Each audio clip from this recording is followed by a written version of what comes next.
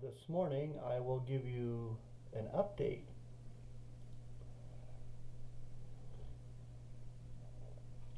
An update on the Omaha conference. We're definitely going. I can hardly wait to go. I'm pretty darn excited to go. It's been like 5 years, and it'll be almost 5 years to the day since I've been to the last conference in Indianapolis, Indiana. But Jacob and I are doing the road trip. We have booked the hotel already.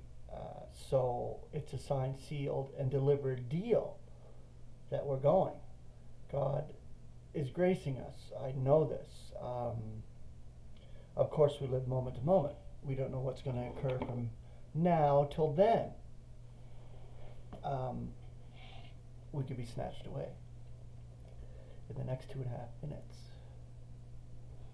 Wouldn't that be nice? Then we'll have a grand meeting in the air. But until then, yes, this is the plan. This is the go-ahead. This is what God has graced us with. We're going to leave probably fairly early to hit the road because it's a good little journey. But 20 hours, 21 hour drive one way.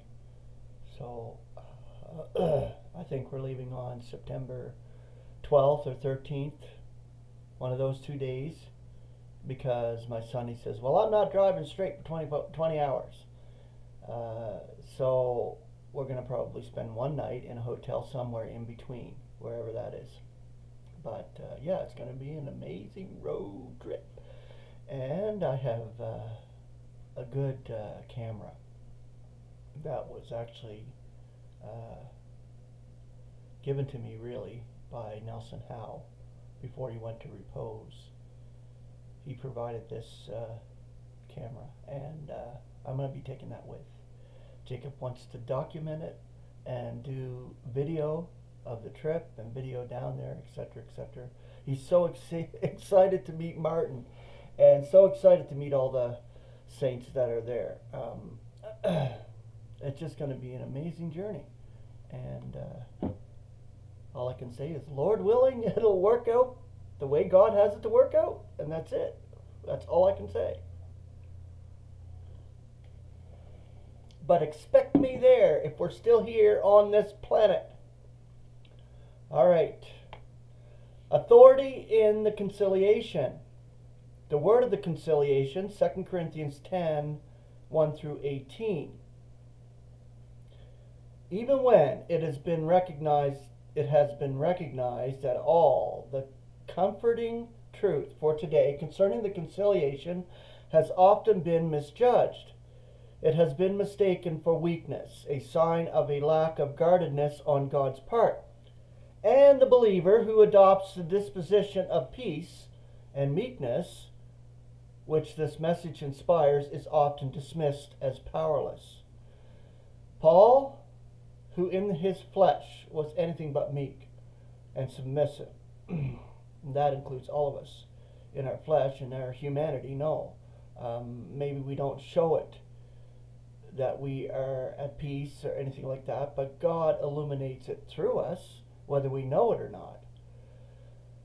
Look at it this way: it's in you, the peace of God, and you have that aura about you because you know that God is operating it all, and you believe God that He is going to reconcile His whole universe, that He is going to fix all this.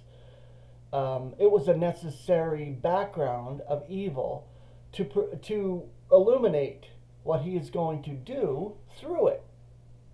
But yeah, so it's in us. It may not be prevalent to the outside world a lot of the time, but it's there.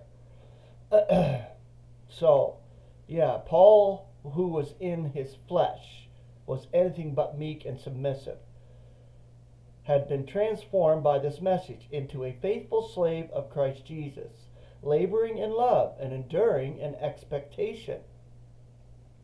Isn't that what we're doing? Enduring in expectation. He even was able to find good reason for boasting in the Corinthians, whose fleshly failure seemed so prominent. Yet these very Corinthians interpreted this to mean that Paul lacked authority and was not worthy of much attention and respect. There was never a more striking display of meekness and leniency than Christ's obedience, even to the death of the cross. This was necessary for the conciliation to be established. For being enemies, we were conciliated to God through the death of his Son. Romans 5:10. Even the Corinthians would not reason that there was any weakness in such a work as this. It was courageous and fully effective. And so, through the meekness and leniency of Christ, Paul wrote, the weapons of our warfare. And that certainly included the word of the conciliation, as well as the spirit of conciliation which the apostle displayed, are not fleshly but powerful to God. 2 Corinthians 10:1 through 1 and 4. The secret of lawlessness. It is to be expected that the unbelievers will misinterpret God's operation of peace. They may know nothing of the conciliation, but they are aware of its effects. The indignation of God on the irreverence and injustice of men is not displayed in supernatural ways today, but rather it insists in God giving man over to the lusts of their heart, dishonorable passions, and a disqualified mind. So God gives them over to these things right now. Romans 1:18 through 32. This is a serious consequence to the unrighteousness of man, but it is difficult for him to trace the hand of God in this situation. Hence, because God's indignation is displayed in man, reaping the results of his own depraved behavior, people conclude that God has turned his back on the world and does not care what we do. Some are even so illogical as to deny the existence of God, simply because these things seem to happen because of natural laws, quote unquote. The unfortunate result of this reasoning of man is lawlessness, because sentence against an evil work is not executed speedily. Therefore the heart of the sons of men is fully set in them to do evil. Ecclesiastes 8:11. When God conciliated the world to himself by offering up his Son, he was aware that the lawlessness of men would increase. The apostle of the conciliation reported in one of his earliest epistles that the secret of lawlessness has already begun to operate. 2 Thessalonians 2:7. This was an operation of lawlessness that had not been prophesied. It came in with the conciliation. It needs to be emphasized, however, that the present lawlessness is not the result of the conciliation, but rather it is the result of man's misinterpretation of the conciliation. When God established the conciliation, the conclusion was that he had withdrawn or did not exist.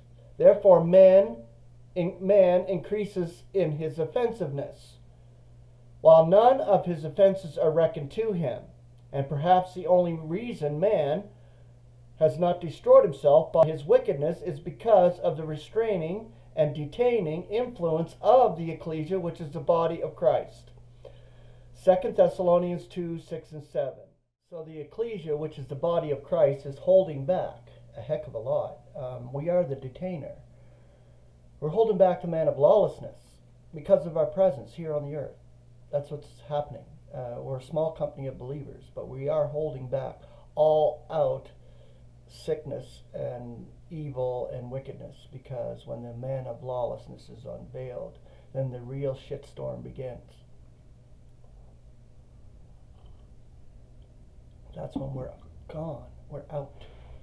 And I just thank God that we have an expectation to be out of this earth when these things occur, because it's not going to be a pretty scene here. You think the days of Noah? Well, it's going to be as in the days of Noah, and it's going to be that bad. So just keep thanking God, keep enduring, keep pressing on, because we have that faith of Christ and we have that expectation. Grace and peace. Have a beautiful day.